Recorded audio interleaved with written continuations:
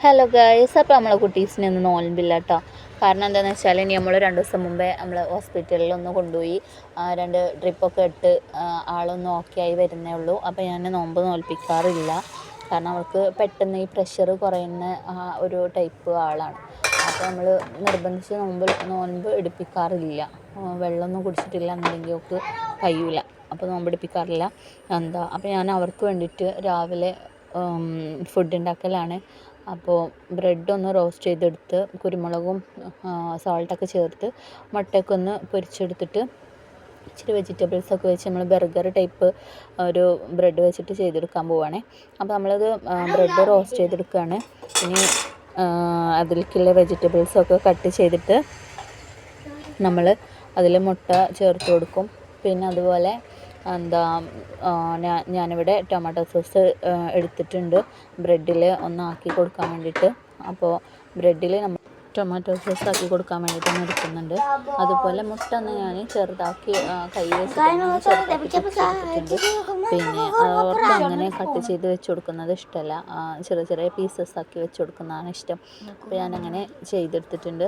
ഇനി ബ്രെഡിൽ നമ്മൾ ആ ടൊമാറ്റോ സോസ് തേച്ച് പിടിപ്പിച്ചിട്ട് നമ്മൾ എന്ത് ചെയ്യണം, വെജിറ്റബിൾസൊക്കെ ഒന്ന് ക്യാരറ്റ് എടുത്തിട്ടുണ്ട്, പിന്നെ ടൊമാറ്റോ എടുത്തിട്ടുണ്ട്, പിന്നെ അതുപോലെ ക്യാപ്സിക്കം എടുത്തിട്ടുണ്ട് കേട്ടോ. കൂടുതൽ നിഷുവിന് ക്യാപ്സിക്കത്തിനോട് വലിയ താല്പര്യമില്ല. അപ്പം ഞങ്ങൾ ചെറുതായിട്ട് വെച്ച് കൊടുത്തിട്ടുള്ളൂ. അതേമാതിരി ക്യാരറ്റും കഴിക്കും. ക്യാരറ്റ് ഞാൻ കുറച്ച് വെച്ച് കൊടുത്തിട്ടുണ്ട് കേട്ടോ. അപ്പോൾ അങ്ങനെ ഈ നോൽമ്പുങ്ങളമാർക്കുള്ള ഭക്ഷണം ഉണ്ടാക്കലാണ് കേട്ടോ. നോൽക്കാനും വേണ്ടിയിട്ട് 28 നോൽമ്പ് ഞാൻ നോൽക്കും എന്നൊക്കെ പറഞ്ഞ് നിഷു പറഞ്ഞിട്ടുണ്ടായിരുന്നു. പക്ഷേ 28 പോയിട്ട് ഒരെണ്ണം പോലെ അവന് എണീച്ചും എന്നും പലച്ചൊക്കെ എണീക്കാറുണ്ട്.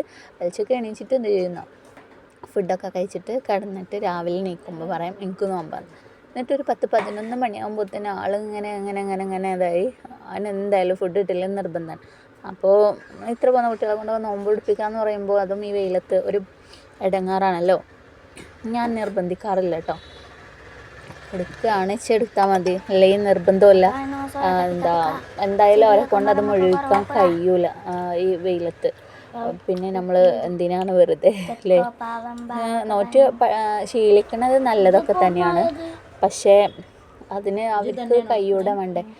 മോളുടെ കാര്യമാണെന്നുണ്ടെങ്കിൽ ഞാൻ പറഞ്ഞില്ലേ, അവൾക്ക് കുറച്ച് വെള്ളത്തിൻ്റെതോ എന്തെങ്കിലുമൊക്കെ കുറഞ്ഞ് അല്ലെങ്കിൽ ഫുഡ് എടുക്കാതൊക്കെ നിന്നാൽ അങ്ങനെ ഒരു കുഴക്കും തലമിന്നൽ മാതിരി അങ്ങനെയൊക്കെ ഉണ്ടാകും. ഛർദ്ദിക്കൽ അങ്ങനത്തെ ഈ അസിഡിറ്റീൻ്റെ പ്രശ്നം പോലെ അങ്ങനെ വയറ്റിലൊന്നും ചെന്നില്ല ഇങ്ങനെ ഉണ്ടാവും.